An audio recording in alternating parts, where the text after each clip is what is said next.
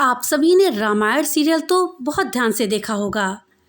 आपने ध्यान दिया होगा कि रावण की कैद में लंका में स्थित वाटिका में सीता माता जिस वृक्ष के नीचे बैठती हैं, वहां वे अपने हाथ में घास का तिनका लेकर रखती हैं। जब भी रावण वहां आता है, सीता माता उस तिनके को उठा लेती हैं, जिसको देखकर रावण डरता था।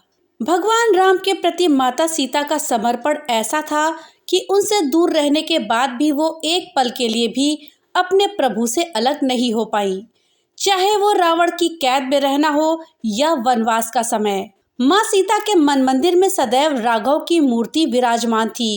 यही वजह है कि लंका में रहने के बाद भी रावण माता जानकी को कभी स्पर्श तक नहीं कर पाया। इसके अलावा एक घास का तिनका भी माता सीता की सुरक्षा में कवच बना था, जिसके रहते रावण जनक नंदिनी के आसपास भी नहीं भटक सकता था। और इतना ज्ञानी और बलशाली होने के बावजूद भी वो घास के तिनके को देख करके थर थर कांपता था। बहुत सारे लोगों को इसका वास्तविक कारण नहीं पता होगा, लेकिन हम आपको इसकी वजह आज बताएंगे। तो दोस्तों, चलिए आज इस वीडियो में हम जानते हैं कि घास के तिनके का क्या रहस्य है जो माता सीता अपने हाथ में उठा के रखती थी। दोस्तों, रावण ने जब माता सीता का हरण करके लंका ले गया, तब लंका में सीता जी वट वृक्ष के नीचे बैठकर चिंतन करने लगी। रावण बार बार आकर माता सीता को धमकाता था, लेकिन माता सीता कुछ नहीं बोलती थी। यहाँ तक कि रावण ने श्री राम जी के वेशभूषा में आकर के माता सीता को भ्रमित करने की भी कोशिश की, लेकिन फिर भी वो सफल ना हो सका। रावण थक हार कर जब अपने शयन कक्ष में गया तो मंदोदरी ने उससे कहा, आप तो राम के वेश में धर करके गए थे, फिर क्या हुआ? रावण बोला, जब मैं राम का रूप लेकर सीता के समक्ष गया तो सीता मुझे नजर ही नहीं आ रही थी। रावण अपनी समस्त ताकत लगा चुका था, लेकिन जिस जगत जननी माँ को आज तक कोई नहीं समझ सका, उसे रावण भी कैसे समझ पाता। रावण एक बार फिर आया और बोला, मैं तुमसे सीधे सीधे संवाद करता हूँ, लेकिन तुम कैसी नारी हो जो मेरे पास आते ही घास का तिनका उठाकर उसे घूर घूर कर देखने लगती हो? क्या घास का तिनका तुम्हें राम से भी ज्यादा प्यारा है? रावण के इस प्रश्न को सुनकर माता सीता जी बिल्कुल चुप हो गई और उनकी आंखों से आंसुओं की धार बह पड़ी। इसकी सबसे बड़ी वजह यह थी कि जब श्री राम जी का विवाह सीता जी के साथ हुआ था, तब सीता जी का बड़े आदर सत्कार के साथ गृह प्रवेश भी हुआ था। बहुत उत्सव मनाए गए थे अयोध्या में। प्रथा के अनुसार नववधु विवाह के पश्चात जब ससुराल आती है तो उसके हाथ से कुछ मीठा पकवान बनवाया जाता है, ताकि जीवन भर घर में मिठास बनी रहे। इसलिए माता सीता जी ने उस दिन अपने हाथों से घर में खीर बनाई थी और समस्त परिवार, राजा दशरथ और तीनों रानियों सहित चारों भाइयों, ऋषि संत भी भोजन पर आमंत्रित थे।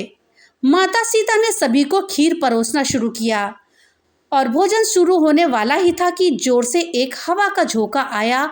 सभी ने अपनी अपनी पत्तलें संभाली। सीता जी बड़े गौर से ये सब देख रही थी। ठीक उसी समय राजा दशरथ जी की खीर पर एक छोटा सा घास का तिनका गिर गया, जिसे माता सीता जी ने देख लिया।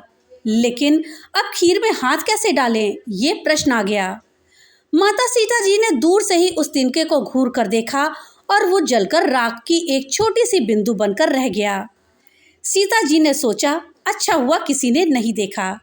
लेकिन राजा दशरथ माता सीता के इस कार्य को देख रहे थे। फिर भी दशरथ जी चुप रहे और अपने कक्ष पहुंचकर माता सीता जी को बुलवाया।